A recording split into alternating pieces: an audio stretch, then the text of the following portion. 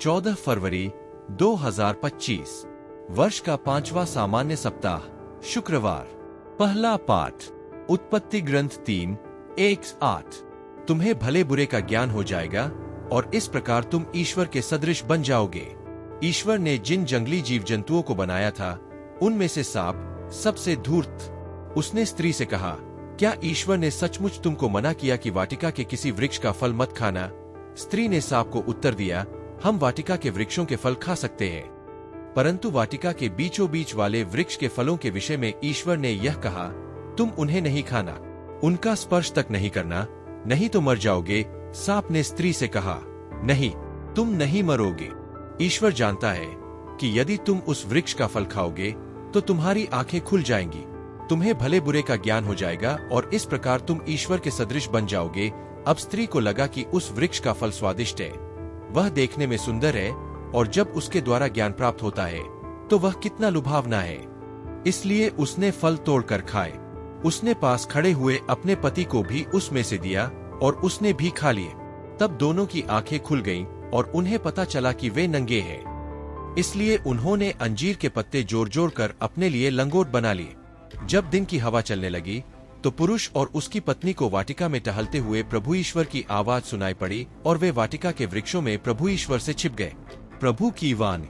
भजन स्तोत्र 31:1-2-5-7। अनुवाक्य, धन्य है वह जिसका अपराध क्षमा हुआ है। एक धन्य है वह जिसका अपराध क्षमा हुआ है, जिसका पाप मिट गया है। धन्य है वह जिसे ईश्वर दोषी नहीं मानता और जिसका मन निष्कपट है। 2 मैंने अपना अपराध स्वीकार किया, मैंने अपना दोष नहीं छिपाए। मैंने कहा, मैं प्रभु के सामने अपना अपराध स्वीकार करूंगा, तब तूने मेरा दोष मिटा दिया, तूने मेरा पाप क्षमा किए।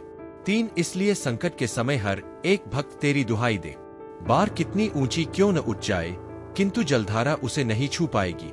4 हे प्रभु, तू मेरा आश्रय है, तू मुझे संकट से बचाता और मुझे मुक्ति के गीत गाने देता है।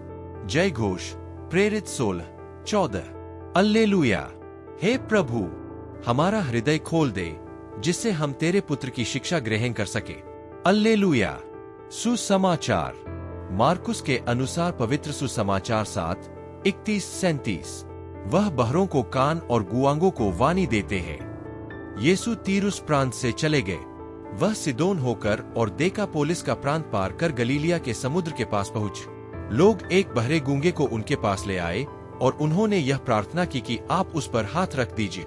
यीशु ने उसे भीड़ से अलग एकांत में ले जाकर उसके कानों में अपनी उंगलियां डाल दी और उसकी जीभ पर अपना थूक लगाए।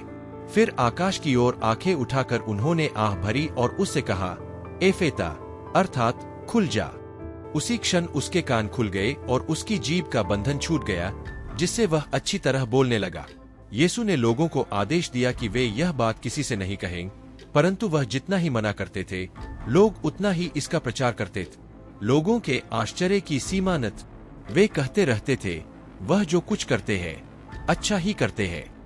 वह बहरों को कान और गूंगों को वाणी देते हैं। प्रभु का सुसमाचार। यह कहानी आदम और हव्वा के पाप और ज्ञान प्राप्ति की है, जो बाइबल की शुरुआती कहानियों में से एक है। हमें उनके निर्देशों का पालन करना चाहिए। प्रलोभन और अनुशासनहीनता के परिणाम स्वरूप हमें पाप और आत्मग्लानि का सामना करना पड़ सकता है। इस कहानी से हम सीखते हैं कि ईश्वर के आदेशों का पालन करना और सही रास्ते पर चलना महत्वपूर्ण है। 2 यह कहानी यीशु की एक चमत्कारी घटना को दर्शाती है, जिसमें उन्होंने एक व्यक्ति की श्रवण और वाणी संबंधित समस्याओं को ठीक किए। इससे लोगों में यीशु की चमत्कारी शक्तियों और उनके अच्छे कार्यों के प्रति विश्वास और भी बढ़ गए। इस तरह के और वीडियो के लिए कृपया लाइक, शेयर और सब्सक्राइब करें। True gospel. भगवान आप सभी को आशीर्वाद दे। धन्यवाद।